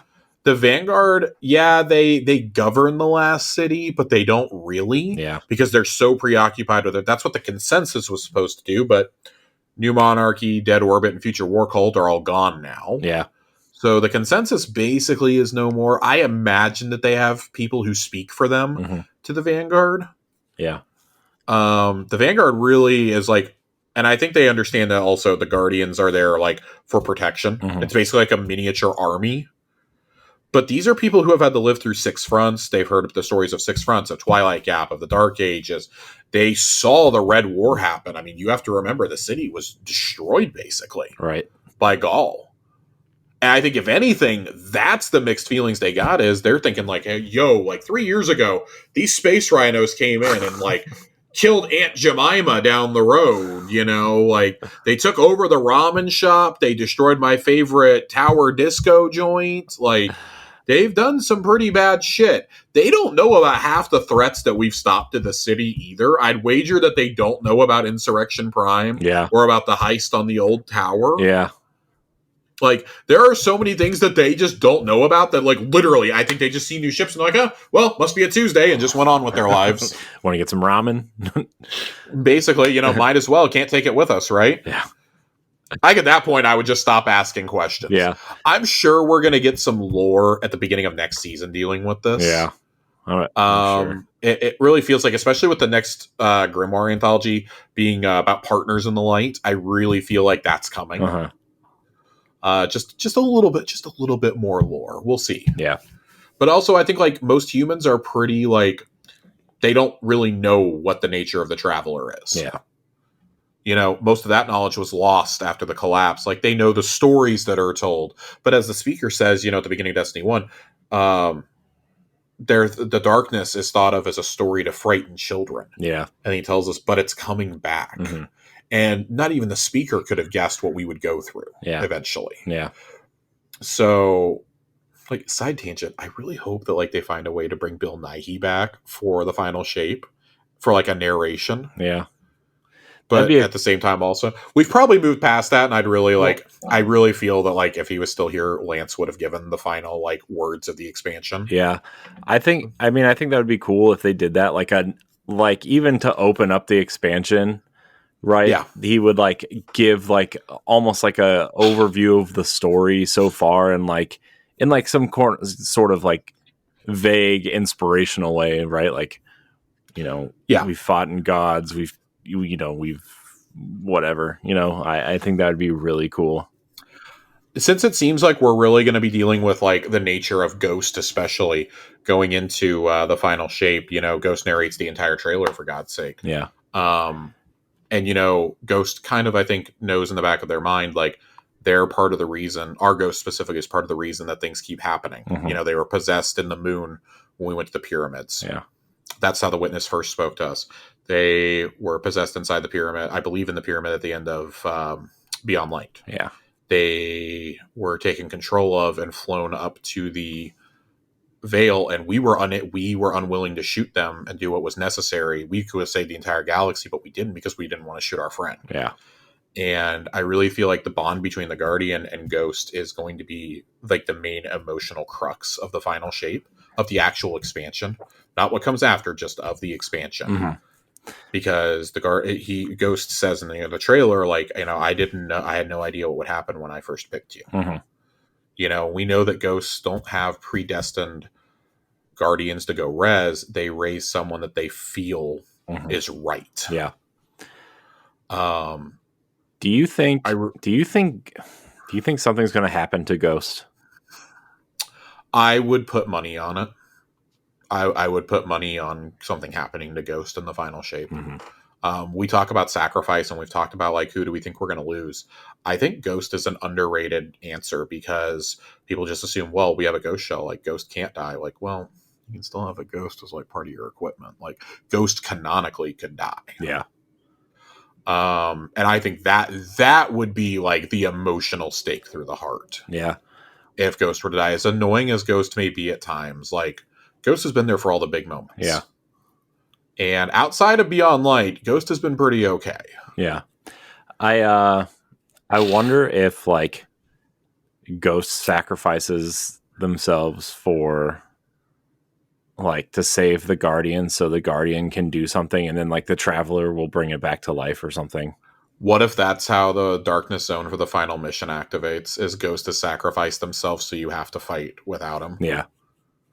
I think that would be a really cool mechanic. And I do agree that I think that it gets undone almost immediately by the Traveler. Yeah. I'd like to see the Traveler give birth to like a new era of Guardians coming out of the final shape, amongst the assembled species there, essentially. Like those who banded together to protect it and to save the light. Like, we're going to talk, now that Keitel basically fully trusts the Vanguard and their judgment. She didn't for so many years, but, Zavala and Ikora have continued and the Guardian have proved themselves time and time and time again. And, counsel from Osiris and Saladin, and like Keitel was willing to do what her father and what Gaul would never have been willing to do to save their people. She's willing to save her people and not risk annihilation and, ally with us. And the story arcs that we've gone down this is a long-winded way of me saying that, like, yeah, I want lore on the city, but I care less about the people of the city now and more about the new denizens of the city. Yeah. I want to see what happens after the final shape. It's not interesting to see what happens leading up to it. It's what happens afterwards with those three races living in harmony without the threat of war hanging over. Yeah. We've talked before about how we want to see, and I mean, well, you can even include the Awoken and the Exos in that, right? Like, how do all five of these species like coexist? Like, three of them already do. And the Elixni really have as well. How do you assimilate the Cabal into that? Or do the Cabal basically just say, we'll be the protectors of the Gate of the Black Garden, essentially. We're going back to Mars. Like, we basically say Mars is Cabal land, new Tora bottle. That feels like, what we're probably going to do. You've got the Awoken out in the reef still. And like, it really does feel like, the Elixni are probably going to venture home. Their home still exists. It's just ravaged. Yeah. I feel like, it's going to be like some of them stay here and the others journey under, maybe they stay here under Spider. I can't believe I'm going to say that. Maybe Spider helps lead the ones in the city, Yeah. And, or like under Saint's leadership, and the others journey home with Mithrax. Yeah. I also wonder if, some of these non light bearers will die and get ghosts too at the end. Like, what if Mithrax like sacrifices himself, or even Keitel? What if Keitel dies or something, and comes back as some sort of. My concern with this is, and I voiced this during I don't know if I ever did this here on the show, but I definitely did this talking with several people who were like, oh, well, Amanda can always be rezzed by a ghost. She can always come back. Having that as a get out of jail free card sucks. Yeah. I'm saying the people that like, especially like Mithrax, like, Amanda would be kind of dumb to bring back, anyone who's sacrificed themselves. I'm like, even Cade to an extent is like, I get it, but like, what's really happening with Cade too, right? I mean, well, to me from the Final Shape trailers that we got and from the information we got at the showcase, it really feels like Cade is kind of appearing to us almost as like a Force ghost. mm-hmm. He's like really like Qui-Gon Jinning it over here, Mm-hmm. and that he's gonna like basically guide us. Yeah. I really hope that leads to like a really cool. I would love for it to be like a scene that like once you deplete the Witness's health bar in the raid or something, like maybe you see apparitions of the fallen Guardians taking him on. I think that could be really cool. I personally think there's a conspiracy that Cade is going to come back to life sometime during the year of the Final Shape for good, post Lance Reddick. Yeah. You don't bring Nathan Fillion in if you don't plan on using him past the Final Shape. Right. In my opinion, at least. Yeah, I agree. When he was so vocal about loving the role and wanting to return and things like that. And you don't hype it up as much as you have without having plans for him. Very much like why would you recast Zavala at all at that point? Yeah. You know? So if you're gonna have just these two absolute titans of the industry, no pun intended, you should absolutely have storylines planned for them. Yeah. And you have to. You know, they said when they introduced Keith David that, you know, he'll play Zavala in the Final Shape and beyond. Yeah. So, you know, whether that's like as an apparition in the Traveler or him actually hanging out in the tower, you know, there's a bunch of choices there. But we got plenty of time for speculation. Let's get to our final question here. Final question. Then we're going to jump into some lore corner tonight. Saint writes in, so with this season getting better and better, we were calling it Season of the W earlier. More armor sets than there has been in a while, tons of new weapons and actual fun activities. What is your biggest W of the season? Is it the raid, new weapons? Would it be BBs?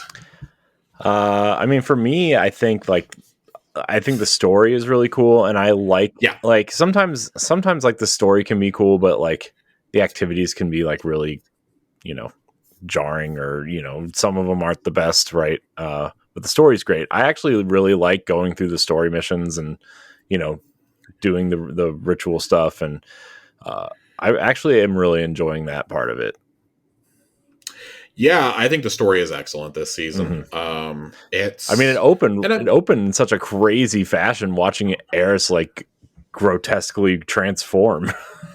Yeah, talk about things that we didn't see coming. I think Season of the Deep and this season have had really good storytelling. Obviously, this feels like it's a little bit more put together. Like we're actually getting story week to week, and not just like, oh, we're gonna have a couple of activities and we'll circle back around in week 5. Like we're in week 3 and we've had substantial story in all 3, and we haven't made a lot of progress on the quest, which is really scaring me. We're at like stage 18 or 19 out of like 55, I think, and we're already done with week 3, and there's 7 weeks of story. Yeah, so. A little curious to see what happens there. I bet a lot of those are just like talking to like the holograph machine. Oh, I'm sure, but that's still like, I like that they're forcing you to do that too, because there's so much story that you miss if you never listened to the radio messages in the past. Yeah. I will say that for me, it's pretty close between the story and. I mean, I love so much about this. This is hands down my favorite season, probably since like Risen. I don't want to go all the way back to Splicer, but I might have to. Yeah, I might have to go all the way back to Splicer. Yeah, I mean, you like Seraph too, though.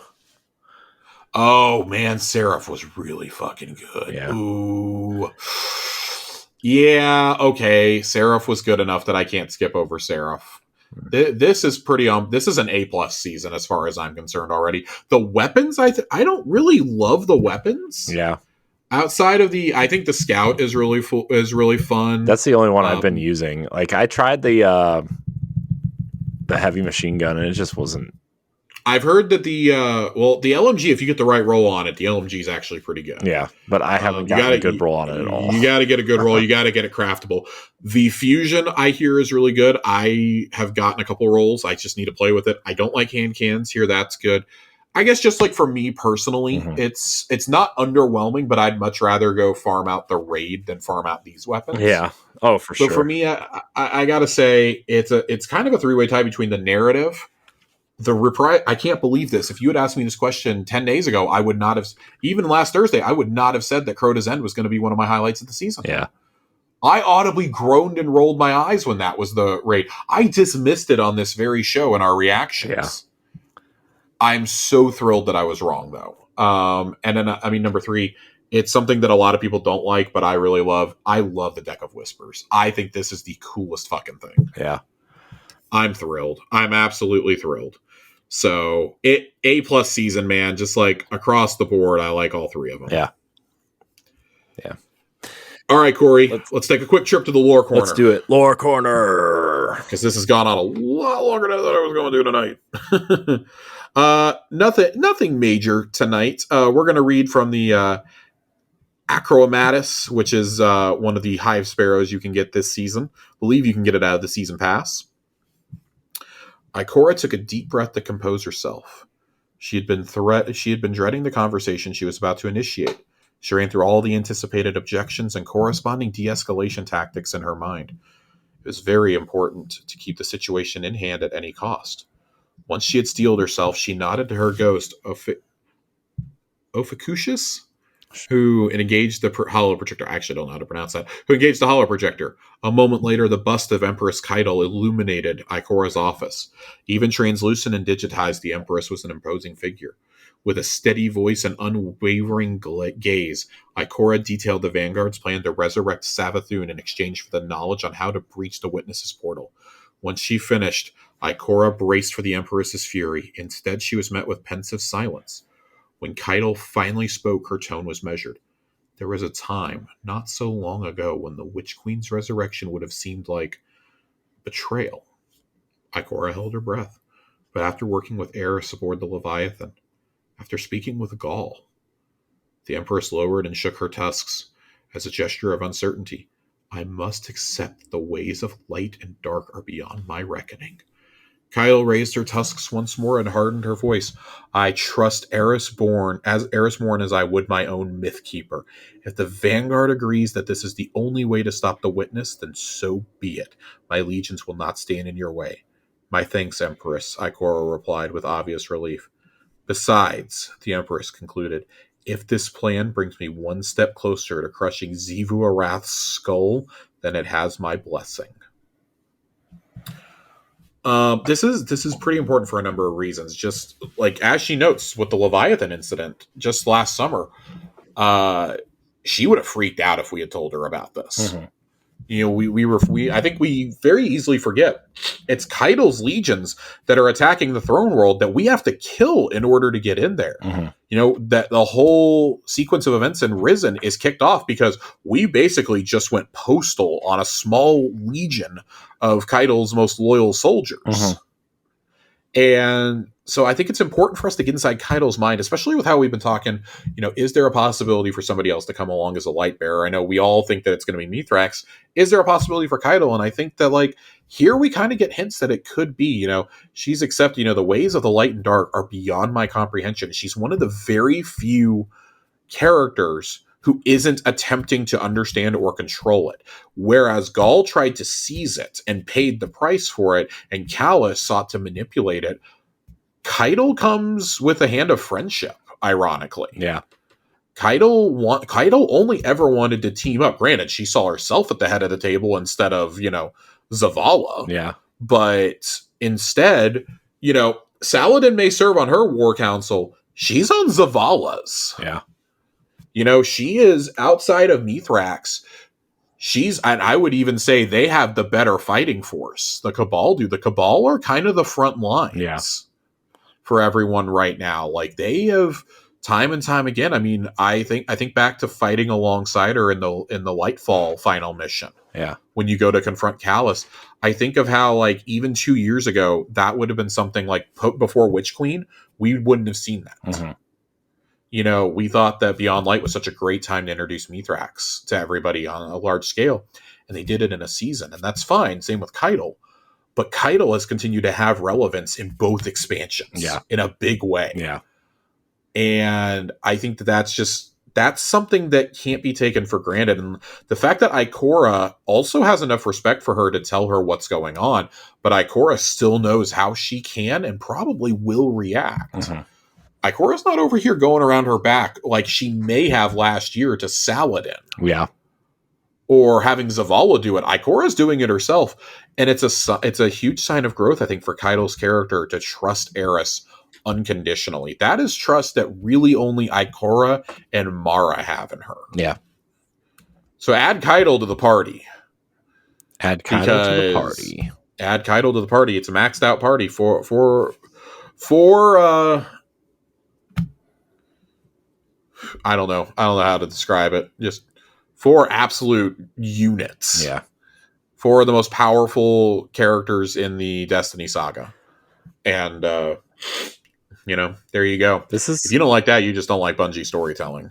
This is gonna be pretty nuts to see if they do like a big opening cutscene where the war finally kind of starts and us going into the Traveler. Like obviously that's going into the Traveler is probably going to be the opening cutscene, I would assume. I really hope that we actually have. I do agree that's going to be in the first mission. I really hope that the beginning of the mission is us talking with our allies. Yeah. I don't think that's something that should be relegated to a season. That's something that, like, to give context to people who are jumping in and didn't play the seasons, I think that needs to be something that we do in person. Mm-hmm. Just imagine everybody assembled aboard the helm for a war council. Yeah.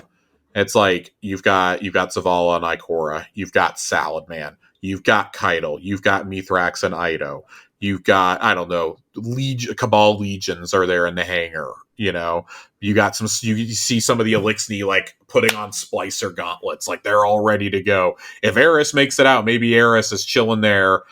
I imagine Savathun is just hanging out outside the window with Amaru. Mm-hmm. Maybe a couple of her Lucent Hive are in there, as representatives. Maybe she sent like the Dark Blade or something in there to talk with us after we've killed him 15 times. Yeah. And I like to imagine that pretty much everybody else is going to be there. With maybe them leaving the city in the care of like Banshee and Hawthorne or something. Mm-hmm. Yeah. Maybe Saint and Osiris stay behind. I can't imagine Saint's missing the final fight, but I imagine that just being like every NPC that we can imagine is there. Yeah, I would. Anyone that we've encountered that's still alive. I'd love to see some Guardians we've never met in the flesh before show up. Yeah. I want Drifter's Hall just sitting out there. Like, you have like this whole assembled fleet of like the Elixni catches and like Spider ship. I like to imagine Spider's ship is over there. You've got like Mithrax's flagship. You've got Kaido's flagship and her ships. You've got the human fleet. Like all the Guardian ships are assembling.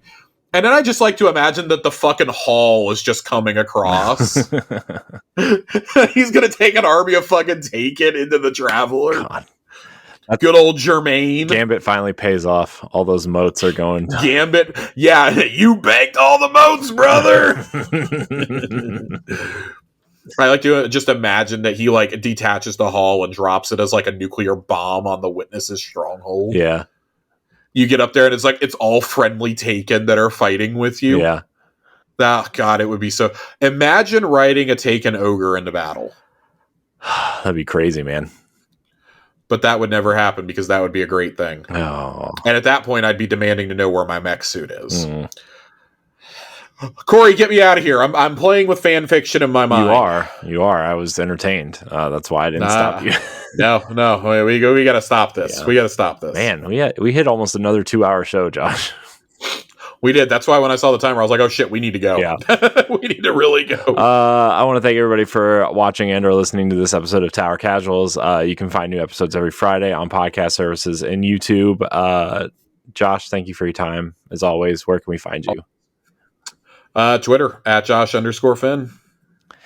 And you can find me at I am Corey. Still there. Yeah, still there.